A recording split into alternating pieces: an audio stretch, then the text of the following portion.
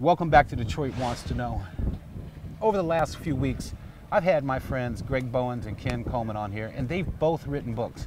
I never thought either one of them could write a book, let alone Ken Coleman writing 3 books. So I decided that, maybe I want to write a book, and maybe some of you want to write a book. So I've brought a writing coach on for you today. Just talk about the elements of what it takes. Got Elizabeth Atkins here. Elizabeth, yes. Welcome to Detroit Wants to Know. Thank you, Steve. So how does somebody write a book? Well, it's easier than you think, but I'm a writing coach, so I help people overcome this overwhelming sense that it's too big, it's too hard, it's too scary, it's too confusing. So I can help people with speed, structure, motivation, and discipline. So a lot of people have been dreaming about writing a book for 20 years and haven't done it. They need someone to guide them, to show them how easy it can be, bit by bit. So structure, you break down your material into an outline so that it's in these manageable chunks, and it has a beginning, a middle, and an end, so it doesn't feel overwhelming. And then motivation, I help people figure out how they can just get it done. I give them that excitement, because when I'm writing, I'm revved. I love it. It's my passion. It's my purpose to write books. That's why I've done 15 of them.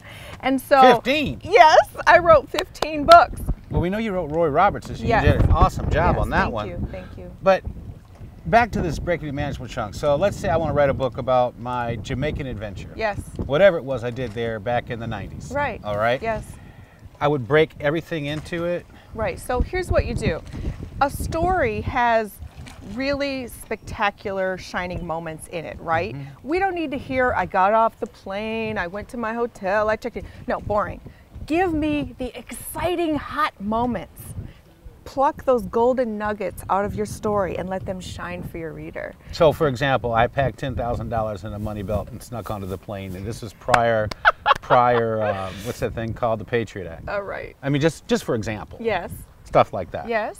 Right, we want to hear the highlights, the exciting, titillating information. We don't want to hear the boring, dull, mundane stuff that everybody does. What was special about your story? Begin with a bang, grab your reader by the collar, okay, and keep their attention. When you think about writing a book, Steve, we are competing with our multimedia extravaganza world, right? Everything has streaming and pictures and colors and music and sounds, and it's just dancing before our eyes.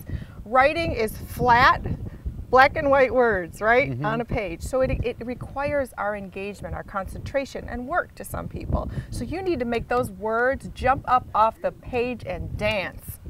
And that's what I help people do. You help people make words dance. How Yes. do people find you if they want to coach you? And like, how long do you, how does it work? You charge them by the hour? What do you do? Well, as a writing coach, people can go to my website, elizabethannaatkins444.com, and contact me, and I have packages where you could meet me for 1 hour, or you could meet with me for 20 sessions spread over a year. It just depends on the scope of your project, your availability, your time commitment, but it's just like working with a personal trainer to get in shape. Once you get that synergy with me, that excitement that, oh, I'm finally going to get this done, people just turn into overdrive, and they get up early, they start writing, they get it done, and it's so exciting because they've dreamt of this forever, and now all of a sudden their dream is becoming reality.